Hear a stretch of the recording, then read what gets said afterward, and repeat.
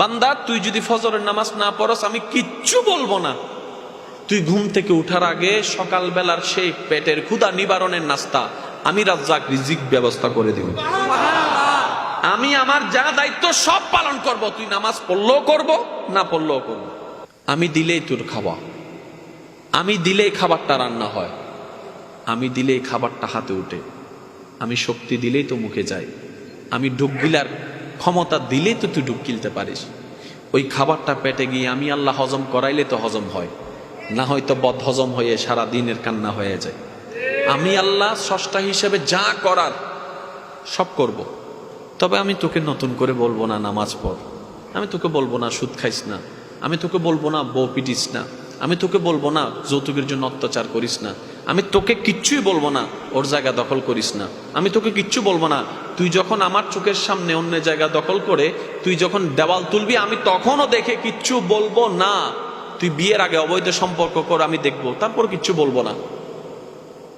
তবে তুই যদি বুদ্ধিমান হস, ভুল করলো তোর জন্য একটা সুযোগ দিচ্ছি। আল্লাহ কি সুযোগ? তওবা করে আস্তে করে আমার কাছে মাপছে, আমার দলে আমার কাছে ফিরে চলে আয়। এতটুক সুযোগ আমি তোকে দিচ্ছি। আল্লাহ কতদিন পর্যন্ত? সেই সময় বলে যে মৃত্যুর আগ পর্যন্ত। আল্লাহ 24 ঘন্টায় কোন টাইমে? যে কোনো টাইম।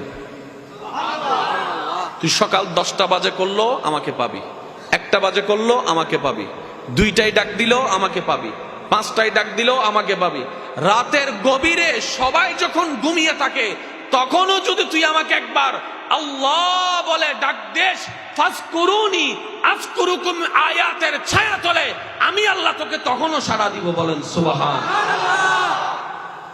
তোর সব দায়িত্ব আমি নিলাম। সুবহানাল্লাহ বলবেন। আমি কি কষ্ট দিয়ে দিচ্ছি? বান্দা আমি কিচ্ছু বলবো না, ফেরেশতাও পাঠাবো না, তোকে ডাকও দিব না। তুই ভুল করলে তো মা বাপ ডাক দেয়, আমি সেটাও দিব না।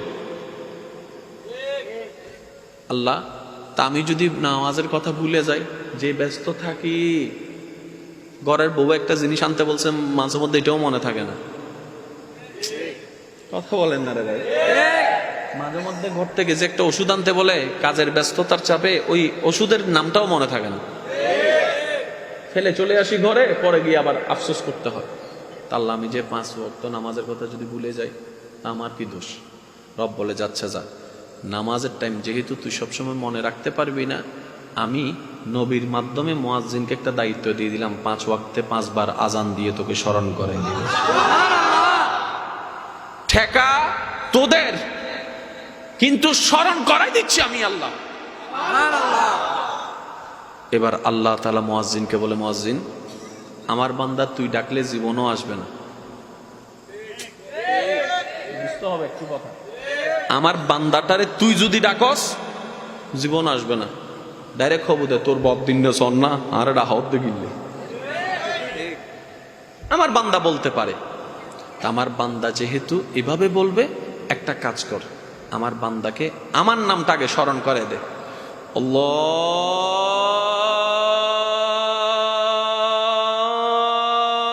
আল্লাহু আকবার, আল্লাহু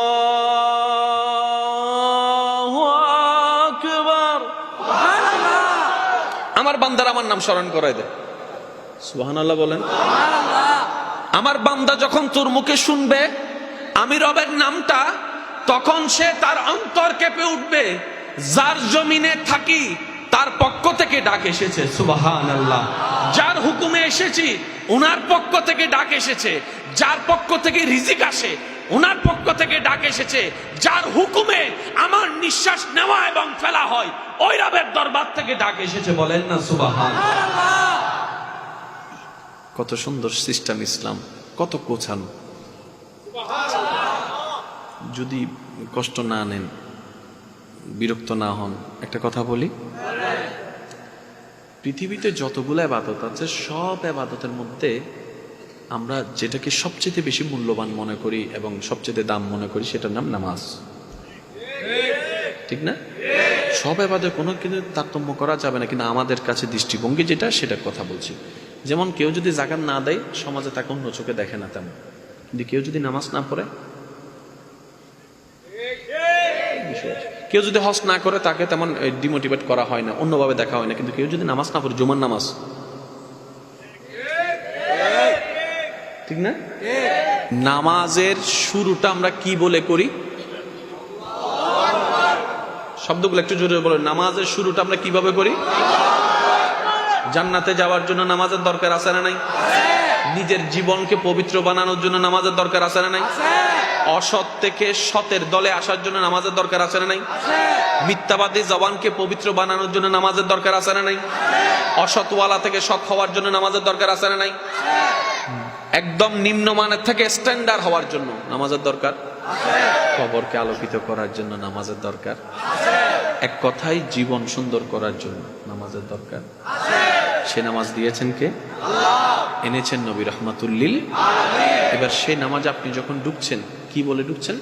আল্লাহু আকবার। সবাই মিলে বলুন তো আল্লাহু আকবার।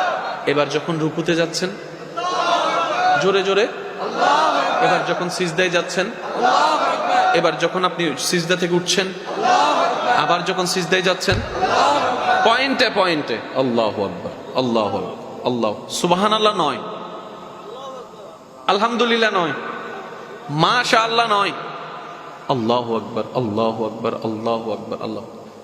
আজানের শুরুতেও কিন্তু আল্লাহ। আর একটু জোরে সুবহানাল্লাহ। এতগুলা শব্দ থাকতে আল্লাহু আকবার কেন? আল্লাহ পাক বলেছে এটাই তো তোদেরকে বুঝাতে চাচ্ছি, নামাজ জেনে নে, কিন্তু নামাজটাকে আরো বেশি বুঝে নে। ইসলামটাকে জান, তার চাইতে বেশি ইসলামটাকে বুঝার চেষ্টা কর। আমি আল্লাহ যেহেতু হুকুম দিয়েছি, নিশ্চয়ই বুঝে শুনে জেনেই দিয়েছি, তোদের কল্যাণের জন্য দিয়েছি।